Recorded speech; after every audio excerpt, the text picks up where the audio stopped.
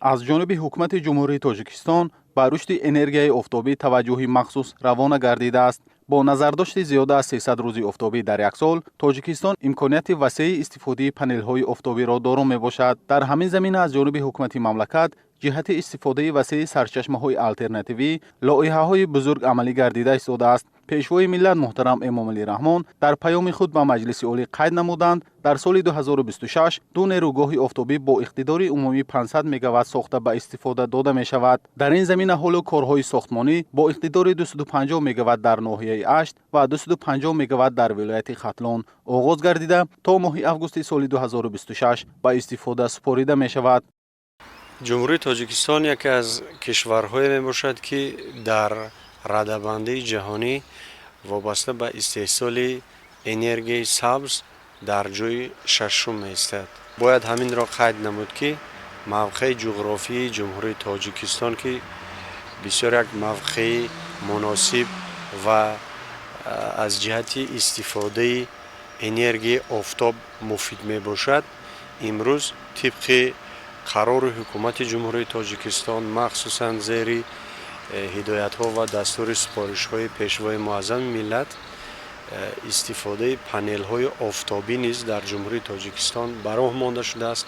با تاکید متخصصان ساحه، استفاده وسیع سرچشمه‌های آلترناتیوی برقرار شونده پیش از همه نیروی آفتاب با بلند گردیدن سطح زندگی مردم مساعدت می‌نماید. چنین حالت‌ها را به اینابت گرفته امروزها در مکتب‌ها، بیمارستان‌ها، کارخانه‌های استحصالی و حتی ساکنان در خانه‌های استقامتی خود آن را وصل نصب نموده ایستادند. ساکن شهر پنجکن دولتشاه بابازاده امروز با استفاده از نصب پنل‌های آفتابی فعالیت صاحبکاری خود را خوب براه مانده است. در بام بینای نقطه خدمت‌رسانی پنل‌های آفتابی را نصب نموده قسم زیاد احتیاجات نیروی برق از حساب آنها تامین می‌گردد. اقتدار حاضری آن 60 کیلووات ساعت را تشکیل داده دستگاه‌های نقطه‌های سوزشواری و شستشوی ماشین‌ها پر از حساب آنها فعالیت می‌نمایند. در آینده نقشه دارد که اقتدار پنل‌های آفتابی را تا 300 کیلووات ساعت زیاد کرده شده نقطه پر کردن اتوماسین برقی را به آن پیوست نماید.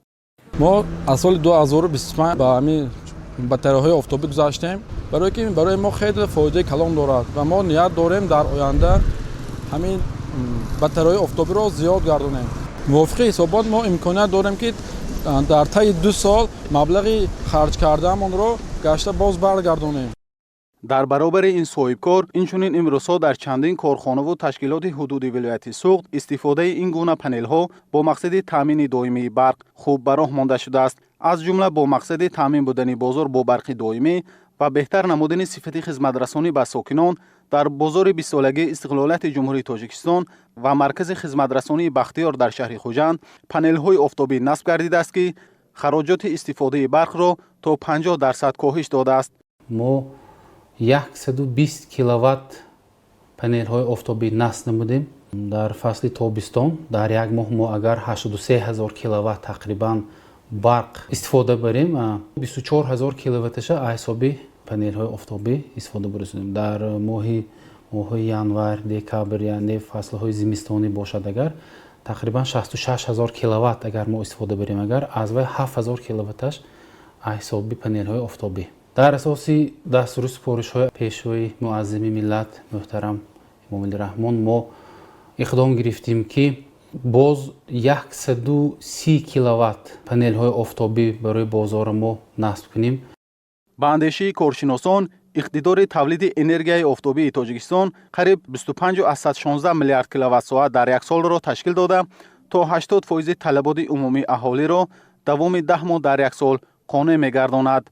استفاده پنل‌های آفتابی در آینده می‌تواند یکی از راه‌های اساسی حل مشکلات نارسایی برق گردد و تاجیکستان را به کشوری پیشرفته در سمت استفاده انرژی برقرار شونده تبدیل دهد. امروز رشد انرژی آفتابی در دایره سیاست دولتی جمهوری تاجیکستان عاید به استفاده منبع‌های برقرار شونده انرژی عملی می‌گردد.